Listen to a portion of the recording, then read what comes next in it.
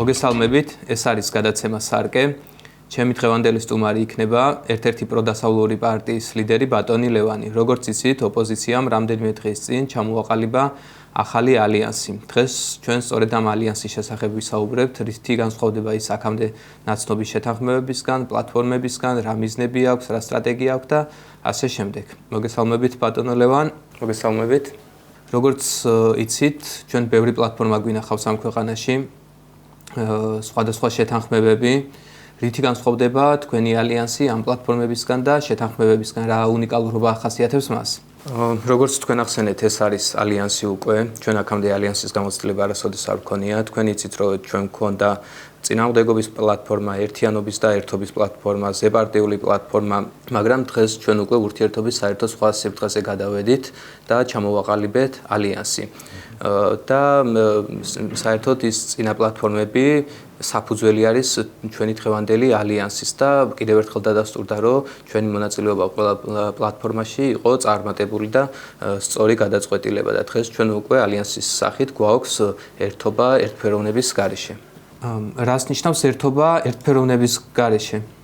ერთობა ჩვენ გვაძლევს ფართო ინტერპრეტაციის საშუალებას და მხრივ შეზღუდულები არ ვართ. თქვენ იცით, რომ ადამიანები მოგვიწოდებდნენ გაერთიანებისკენ და ერთობა ამის საშუალებას გვაძლევს. ჩვენ შეგვიძლია ვუთხრათ ამ ამორჩევლებს, რომ ერთობას მივახციეთ. მეორე მხრივ ის ამორჩევლები, რომლებიც არ იწონებდნენ გაერთიანებას სხვადასხვა პარტიებს შორის, იმათაც შეგვიძლია ვუთხრათ, რომ ჩვენ გაერთიანებული არ ვართ და ჩვენი დამოუკიდებლობა შევინარჩუნეთ, ასე რომ ვთქვათ, ორ პურტყელს ვიჭერთ ერთად. ანუ თქვენ თან გაერთიანდით და თან არ გაერთიანდით, ხო?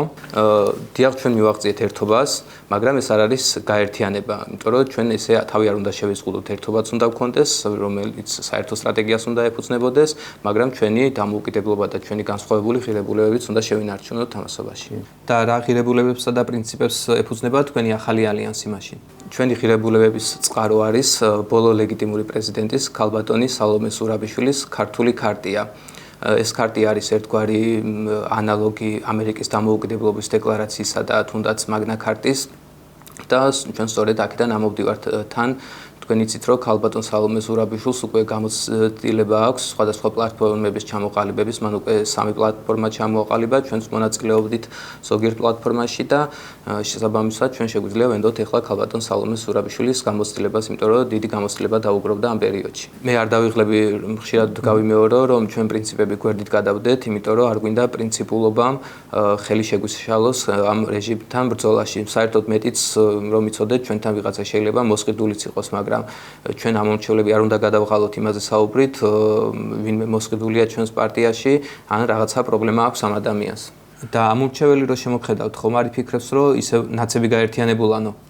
არანაირად, იმიტომ რომ ნაცები არიან ერთ-ერთი რიგითი პარტია ამ ალიანსში. თქვენ იცით, რომ ნაცების გარდა ამ ალიანსში არიან ნიკა გვარამია, ელენე ხოშდარია, ზურა ჯაფარიძე, გიგა ბოკერია, გიორგი ვაშაძე, ნიკა მელია, გიგი წერეთელი და მათ საერთოდ საკუთარი პარტია აქვთ უკვე, მიუხედავად იმისა, რომ ნაცების წიაღიდან არიან წამოსული, მათ საკუთარი პარტია აქვთ და დღეს ვერავინ ვერ იტყვის, რომ რამე საერთო აქვთ ნაცებთან, ან ასოცირდებიან ეს ადამიანები ნაციონალურ მოძრაობასთან. ანუ ნაცები არ ხართ. ეს არის პროვოკაციული კითხვა, ქოცური კითხვა არის, იმიტომ რომ ეხლა თქვენ ცდილობთ, რომ ჩვენს ალიანსში შეიტანოთ განხეთქილება, რასაც მე ფიზიკურად არ წამოვაგები. 2024 წელს არჩევნების წინ გირჩიც იგივეს ამბობდა, რომ ნაცები ისევ ნაცებში უნდა გაერთიანებულიყვნენ.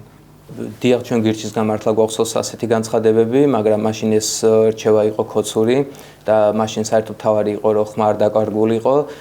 დღეს კი პირიქით ალიანსი არის საჭირო და ჩვენ საერთოდ პრინციპებით არ უნდა შევიზღუდოთ, იმიტომ ხან შეიძლება ისე იყოს სწორი, ხან შეიძლება ასე იყოს სწორი. თუ ჩვენ მიზანი გვაქვს, რომ ეს ხელისუფლება დავამარცხოთ, ამ შემთხვევაში პრინციპები გვერდით უნდა გადავდოთ საერთოდ.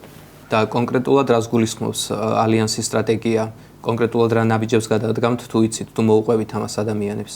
ჩვენ შევთანხმდით, რომ კოორდინაცია უნდა გაგრძელდეს, პროტესტი უფრო უნდა გაფართოვდეს და ამორჩევლებს დავანახოთ ჩვენ ალტერნატივა თუ რას ვთავაზობთ მათ. როგორც ხვდები, კონკრეტულად არაფერზე შეთანხმებულ ხართ, თუ რა ნაბიჯები უნდა გადადგათ, რომ ხელისუფლება დაამარცხოთ. კონკრეტულზე ვერაფერზე ვერ შეთანხმდებით და ვერც გეტყვით, იმიტომ რომ არასწორი იქნება ეს, ამ შემთხვევაში ხელისუფლებას წინასწარ ეცოდინება იმის შესახებ თუ ჩვენ რას ვაპირებთ და ისინი ყველანაირად შეუშლიან ხელს ამ გადაწყვეტილების თუ გეგმის აღსრულებას. ამიტომ ჩვენ კონკრეტული არაფერი არ უნდა შევთავაზოთ ახლა მოსახლეობას. ჩვენ უნდა გავაგრძელოთ, როგორც გითხარით, კოორდინაცია შიგნით, უნდა გაზაფხულის მოდის უკვე პრინციპში და შეგვიძლია რეგიონებშიც გავიდეთ და როცა გვექნება კოორდინაცია, რეგიონებში გასვლა, დასავლეთ პარტნიორებთან ურთიერთობა, ამის შემდეგ შეგვეძლება რომ ერთიანი ფრონტით შევდიოთ ამ რეჟიმს. ესე იგი გაერთიანდით, მაგრამ არ გაერთიანდით, შეთანხმდით, მაგრამ თან არ შეთანხმდით, ხო? ჩვენ ალიანსში ვართ ახლა, თქვენ იცით რომ ალიანსის სლოგანი არის ერთობა, ერთფეროვნების გარეშე. ჩვენ ვართ ერთიანები ახლა. ერთიანი სტრატეგიით ვუტევთ, ამ ერთიანი სტრატეგიის ირგვლივ ვართ გაერთიანებული, მაგრამ ჩვენ არ კარგავთ ასევე ჩვენს იდენტობას, იმიტომ რომ ადამიანებმა ჩვენ შორის განსხვავებულობაც იპოვონ. მადლობა სტუმრობისთვის, კიდევ ერთხელ საინტერესო დისკუსია გამოგვივიდა, იმედია მომავალშიც გაგრძელდება ჩვენი დისკუსიები და კიდევ სხვა დამატებითი პლატფორმების თუ ალიანსის შექმნას გისურვებთ და იმედია მხოლოდ ერთი ალიანსით არ შემოიფარგლება თქვენი საქმიანობა, წარმატებები. გემშვიდობებით შემდეგ გადაცემამდე.